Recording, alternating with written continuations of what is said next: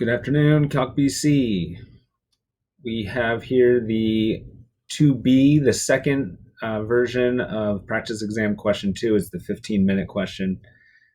It was released last week, and so you can watch the YouTube on that for College Board's perspective. And we're here doing a mock exam on this one today. Haven't looked at these questions yet. Just going to go through with them just like I would if I were you in practicing for the exam. So we've got a screen here of some sort that does not time out, set for 15 minutes. We've got our 5 pages here with the AP ID number, your initials, and the page number. And the page number, all of that is already pre-slugged into your 5-line sheets. Start the timer, figure out how many questions there are on this test. This is not a 5 for 5, so it might have 5 sections, but it might have more. And different, remember it's question 2. All right, here we go, 15 minutes. Question 2, we've got A, B, C, D, E. A, B, C, D, E. You know, I think it's kind of nice they've been giving us the 5. The 5 for 5s, we got used to it. And then this. So I think the second question will be 5 parts, meaning we can have 1 page per problem. It's kind of nice to know to expect that. It's one less thing to think about or worry about. But if it doesn't go to E, then change accordingly. If it's more, do it in half pages. Write a little bit smaller. Section A. You're looking at this on a screen, mimicking the test. F prime. Graph of F prime. 1, 2, 3, 4, 5 linear segments and a semicircle. That semicircle has a radius 2. You might want to just write radius 2 on your paper, something like that. Okay, F and F prime are defined on the closed interval. And we also know an initial condition. Okay. A, minimum value of F on -5 to 10. You have enough time to write questions. Explain. Simply writing that or justify can help you remember to actually do the justification. Here we go. Minimum value. Minimum value, that is a global min at endpoints or critical points where the derivative equals 0 or undefined. All right. So I need to find the derivative. F prime of x is on the graph. Okay, so it equals 0 when x equals -5. Well, the endpoints, by the way, are already at -5, so that was a point we were going to care about. And 10.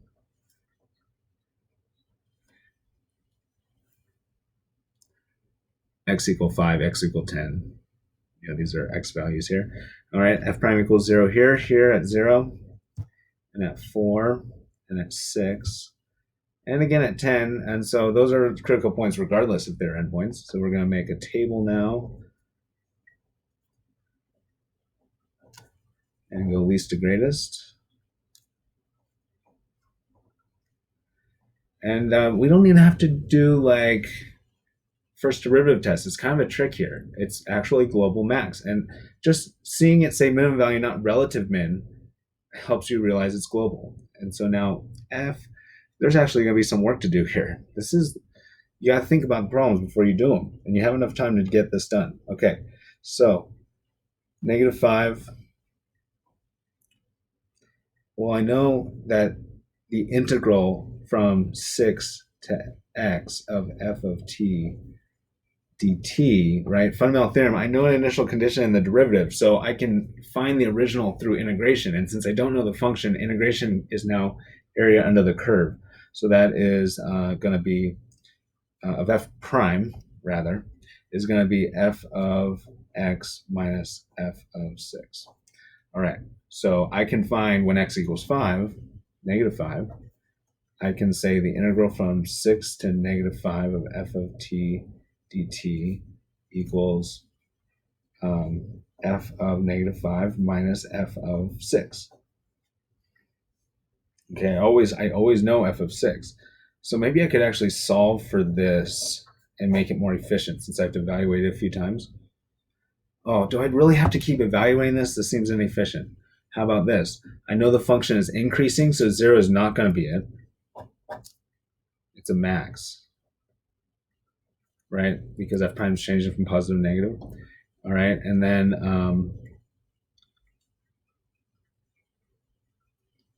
well, maybe this is nice.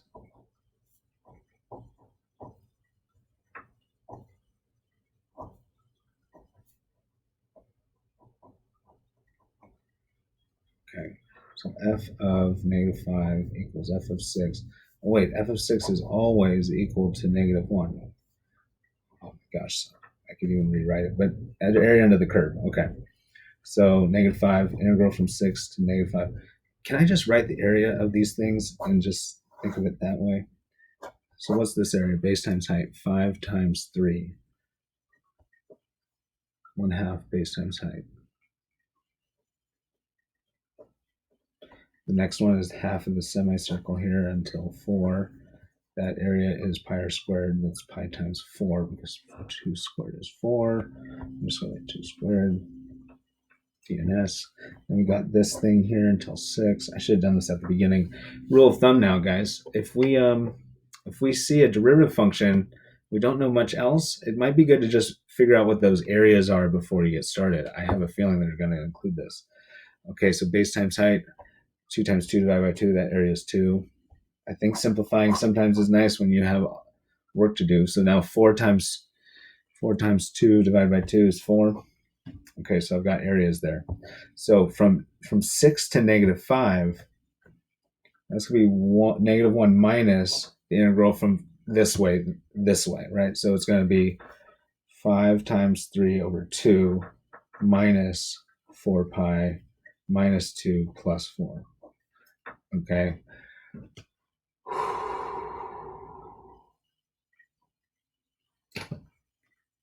I ran out of space. I'm going to go to another problem.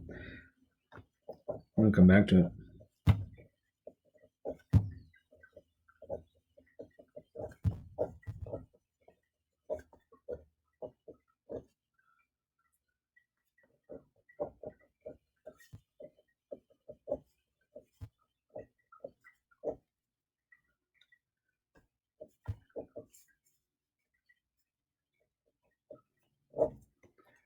Derive the g prime of x. Derive the outside times derive the inside. G prime of 6 cosine of 3 minus f prime of 6 times negative f double prime of 6. F prime of 6 is 0 times negative f double prime of 6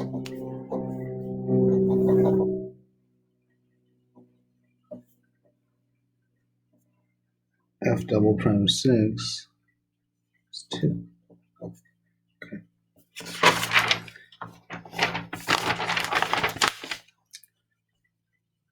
C, y equals h of x.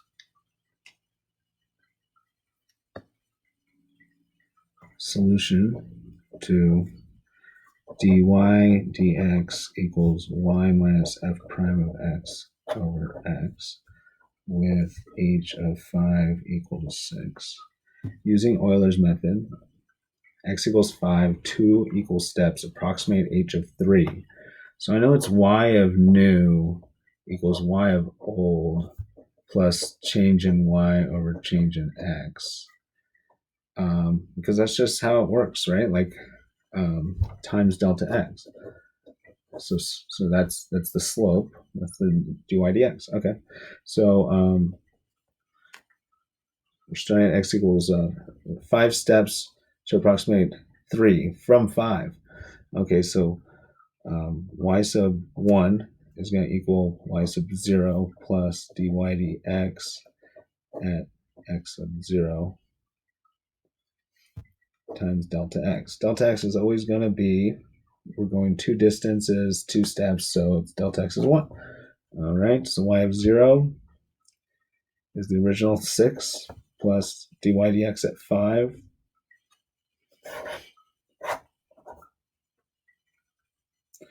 So dy dx at x equal 5. It's the y value at 5, which is 6, minus f prime of 5, negative 2, all over 5.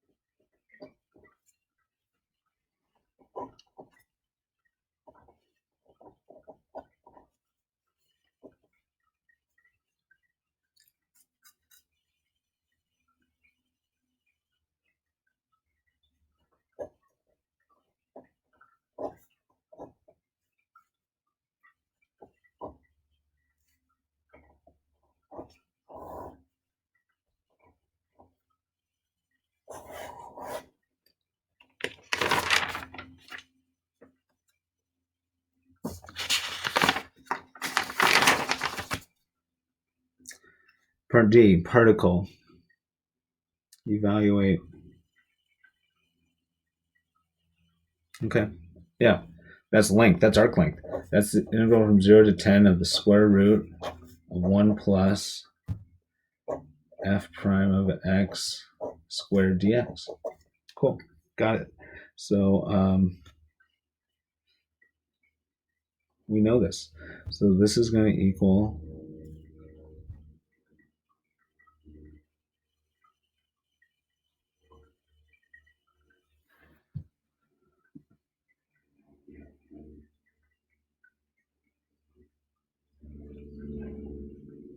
oh no, absolute value. So just area under the curve, but flip them.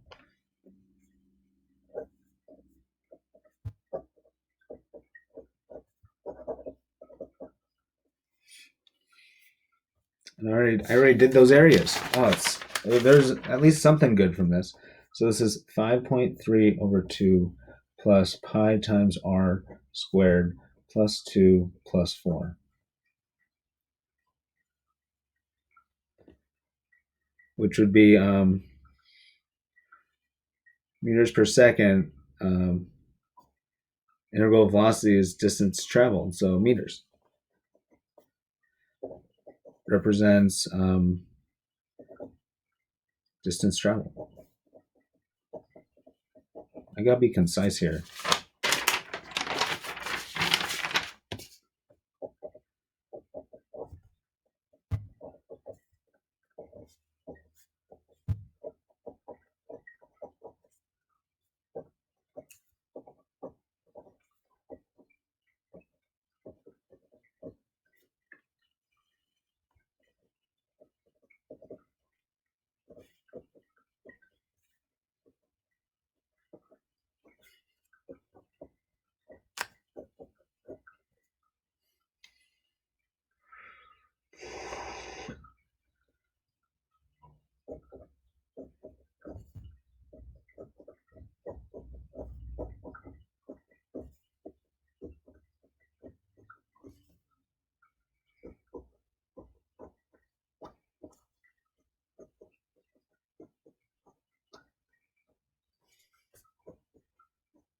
Okay, third degree tailored polynomial.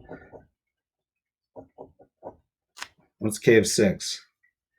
K of 6 equals 12 minus the integral from 6 to 6. I've seen them like this before. Okay, so this is 12 plus k prime of 6.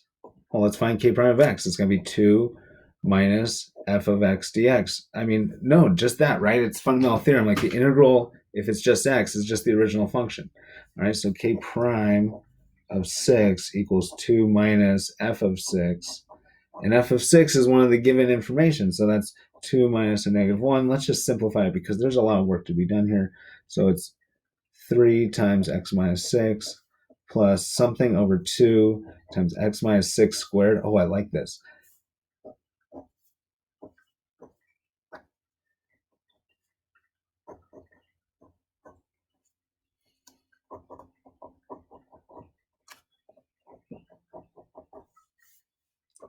They get easier at the end because you're taking slopes. F of 6. Well, that's just 0. Okay. 0 product property, it doesn't matter. Okay. K triple prime of x, almost done. It's going to be negative f double prime of x. So k triple prime of 6 is going to equal negative what the derivative at 6 is, which is 2. Negative 2. We are done. I am telling you right now, I didn't think I was going to make it. I was like, should I just stop? But no, I want to tell them it's my first time looking at these problems. And I almost paused. I almost canceled. You can't cancel in this game. This is a game you finish to the end. I'm telling you this because it happens. You saw, I mean, if you were looking at me just now, you would have seen it. All right, guys, you can do this. Bye bye.